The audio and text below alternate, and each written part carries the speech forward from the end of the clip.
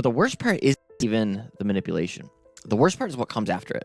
When somebody figures out that you can skip the making and selling things part of this equation just altogether, and you could forget about improving products, improving things to make it actually better, and just strip what other people's have built for financial gain, things become so much more clear. But let me show you what I mean, because once you see it once, I feel like it's one of those things that you will see forever. So in 2005, there were 3 private equity firms, KKR, Bain Capital, and Vornado. They bought Toys R Us. Toys R Us was a profitable company. Generations of us grew there. I'm in my early 40s, so I have very, very fond memories of being at Toys R Us. You probably do too, But this deal, it loaded the company with about $5 billion in debt.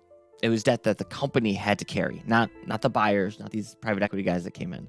Because the new owners, they charged the company nearly $500 million in management fees while it was bleeding to death because of this debt it loaded on it. And by the time it was bankrupt, 33,000 people lost their jobs. And the people that came in and did this walked away massively profiting from it.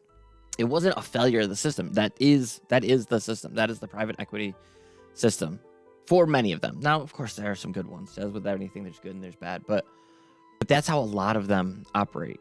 Those 3 in particular. This is not a isolated case. This is something that we see time and time again.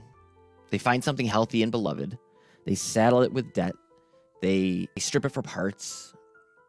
They charge it for the privilege of being dismantled.